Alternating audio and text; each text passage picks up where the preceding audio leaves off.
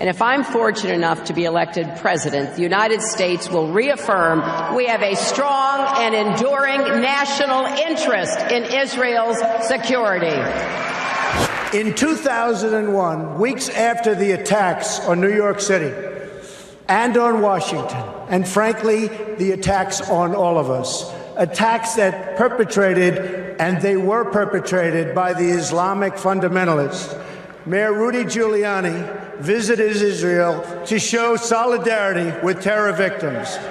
I sent my plane because I backed the mission for Israel 100%.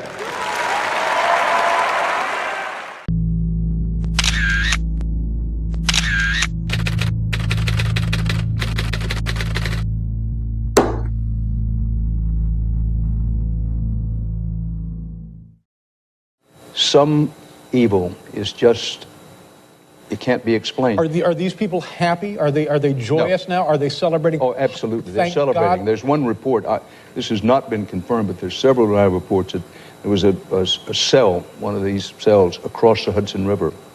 And they got on this is the report. I emphasize, I don't know this for a fact, but there's several witnesses who say this happened.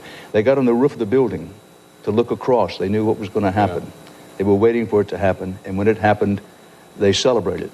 They jumped for joy.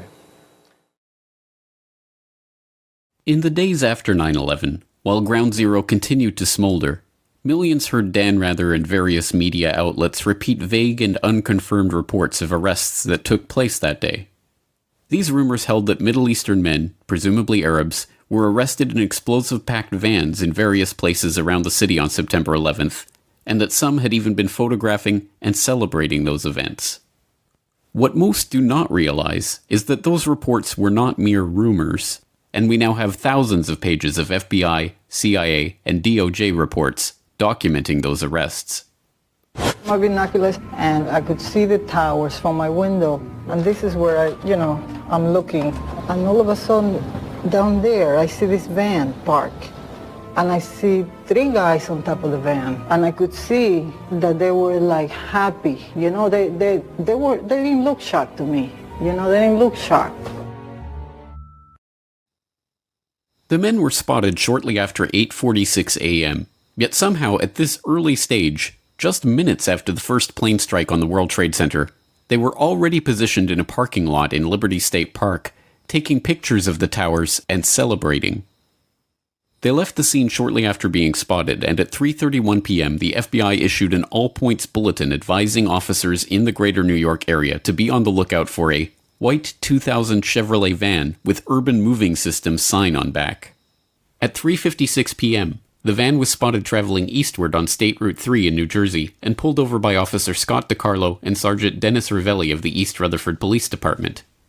Inside they found 5 men: Sivan Kurzberg and his brother Paul, Yaron Schmel, Oded Elner, and Omar Marmari. A major terrorist manhunt began, and just 6 hours after the attack, the van was stopped at a roadblock by Patrolman Scott DiCarlo. We were asked to detain the van and the passengers. They were just removed from the vehicle, patted down for safety precaution, and detained. 911 call at 410 Park. I think once the FBI arrived, one of them stated that they were on our side. So there's something to that effect. According to the police report of the incident, Sivan Kurzberg told Officer DiCarlo, "We are Israeli. We are not your problem. Your problems are our problems. The Palestinians are the problem." Their official story: they were just Israeli tourists working for a moving company who had heard about the first World Trade Center strike and rushed to get a better view of the events. They told interrogators they were working for Urban Moving, a shipping and storage firm run by an Israeli businessman who often employed Israeli students without work permits. The men say there was an innocent explanation for what was found in the van and their behavior on 9/11. They were, they say, simply on a working holiday. We heard in the news that one of the plane was crashing down the building, and we thought it was an accident at the beginning. So we went up to the roof of Urban Moving, and we saw the building burning. There is a better view from a building in Jersey that is up a hill, a straight line to the World Trade Center. We decided to go up there. It's like 2-3 minutes from the office. Stand over there and take some pictures. Everyone wants a picture like this in his camera. Although this narrative is still trotted out when the story of the dancing Israelis is raised in the media, it is an easily demonstrable lie. FBI reports confirmed that the men were not taking somber pictures of a horrific event. When their 76 pictures were developed, they revealed the men had indeed been celebrating, smiling, hugging each other, and high-fiving. One of the pictures even featured Sivan Kurzberg holding a lighter up, with the burning tower in the background. And these were no ordinary tourists. Oded Elner had $4,700 stuffed into his sock. They lied to the police about where they had been that morning. They were carrying plane tickets for immediate departure to different places around the globe. The FBI confirmed that 2 of the men had ties to Israeli intelligence and came to suspect that they had indeed been on a mission for the Mossad. And of course, after returning to Israel, Elner claimed on national Israeli TV that they had been sent there to document the event.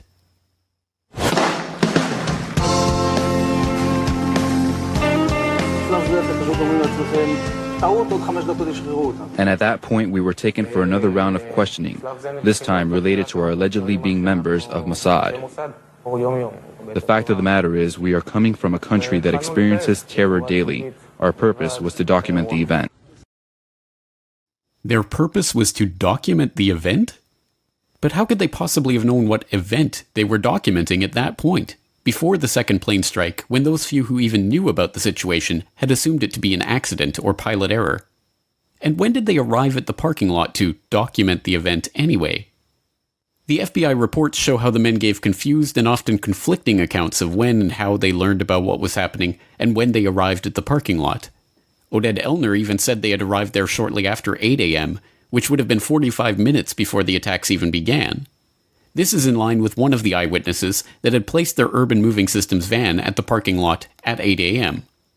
How could they have been in place and ready to document the event unless they knew what was about to happen? Any way you cut it, this story is unbelievable.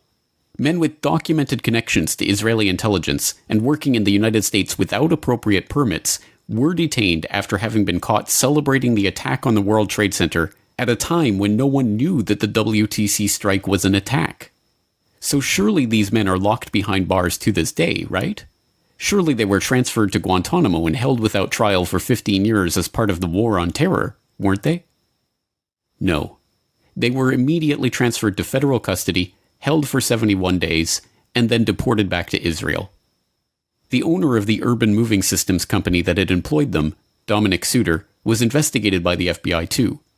They concluded that urban moving may have been providing cover for an Israeli intelligence operation, and even seized records and computer systems from the company's offices. When they went back to question him again on September 14th, he had fled back to Israel. And what about the dancing Israelis' pictures themselves? The Justice Department destroyed their copies on January 27, 2014. And these intelligence agents on an intelligence mission who were there to document the event of 9/11 before anyone knew 9/11 was taking place? Don't worry, they were just spying on Arab terrorists. And while the FBI or certain sources might believe that in fact they were Israeli intelligence, they don't believe that the U.S. was a target, that they were actually investigating Muslim groups? They believe if this was an intelligence operation by Israel, that it was focused on the Islamic groups and charities that raise money for groups that are considered by U.S. law enforcement and others terrorist groups.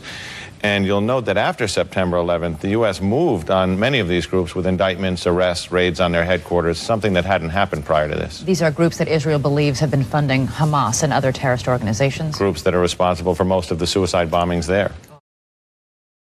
But this story is not merely preposterous on its face. Even the implications of this story are themselves preposterous.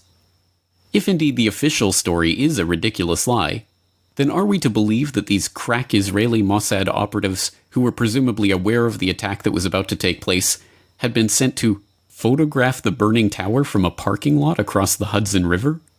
And that these specially trained intelligence professionals on their super-secret mission were celebrating, high-fiving, and going out of their way to be noticed in performance of their task? This is equally preposterous. The only other possible conclusion is that these men were serving merely as a distraction, that they were not there to photograph for Israeli intelligence one of the most heavily photographed scenes in the world on that morning, but instead to be noticed and arrested as a way to divert attention from a much bigger and more sinister story.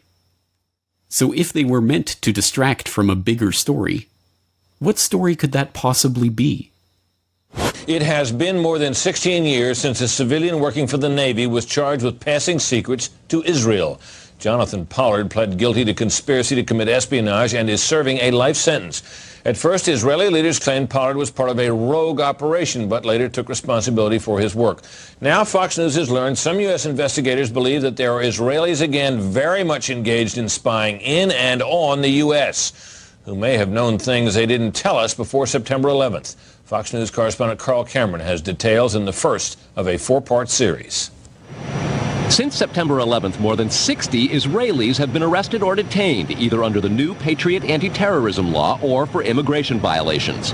A handful of active Israeli military were among those detained, according to investigators, who say some of the detainees also failed polygraph questions when asked about alleged surveillance activities against and in the United States.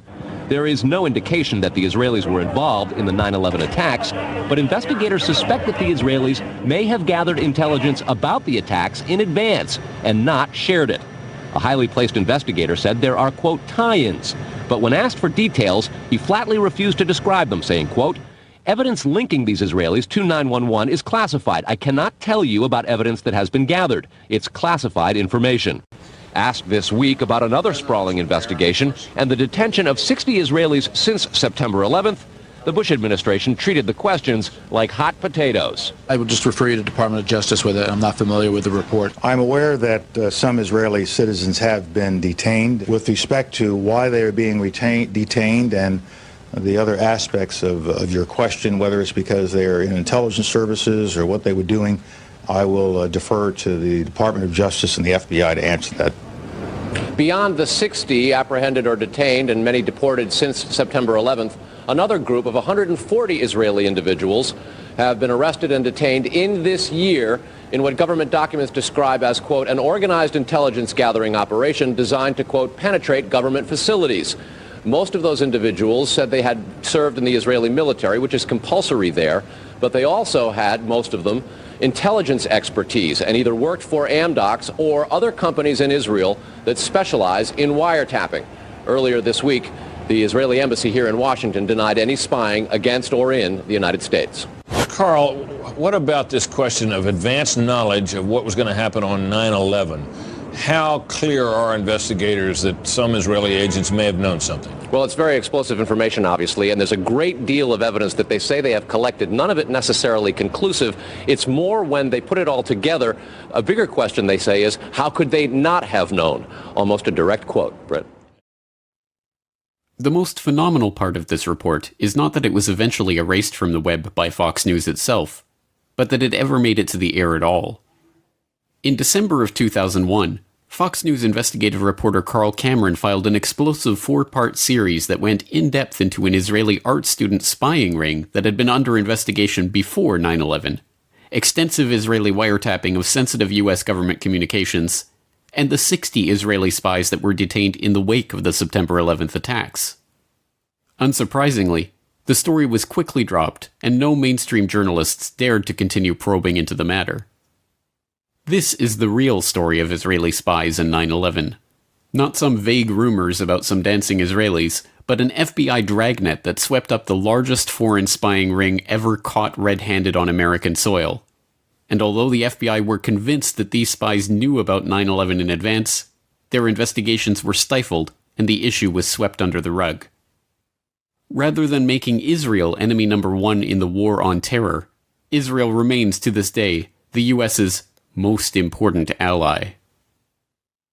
And if I'm fortunate enough to be elected president, the United States will reaffirm we have a strong and enduring national interest in Israel's security. In 2001, weeks after the attacks on New York City and on Washington, and frankly, the attacks on all of us, attacks that perpetrated, and they were perpetrated by the Islamic fundamentalists, Mayor Rudy Giuliani visited Israel to show solidarity with terror victims.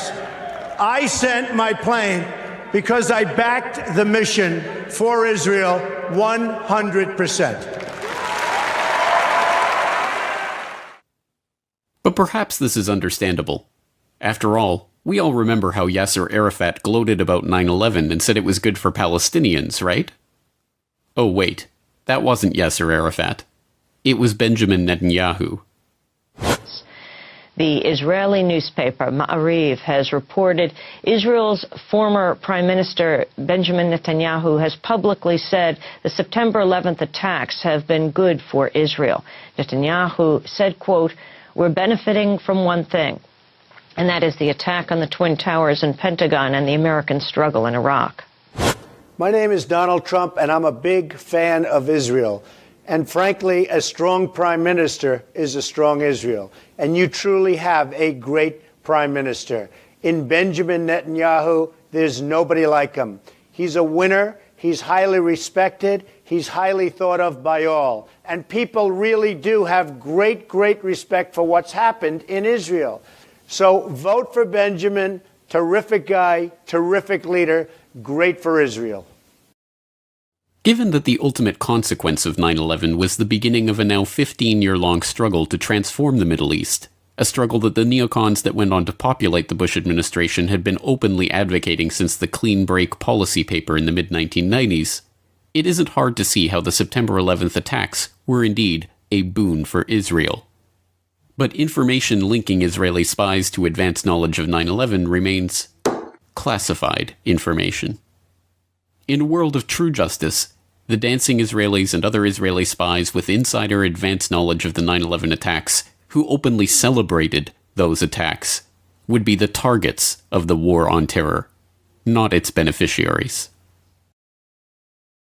Some evil is just, it can't be explained. Are these people happy? Are they joyous now? Are they celebrating? Oh, absolutely. They're Thank celebrating. God. There's one report. This has not been confirmed, but there's... I actually figure very largely in a number of the key conspiracy theories. September 11th, September 11th. Terrorists or terrorism, September 11th.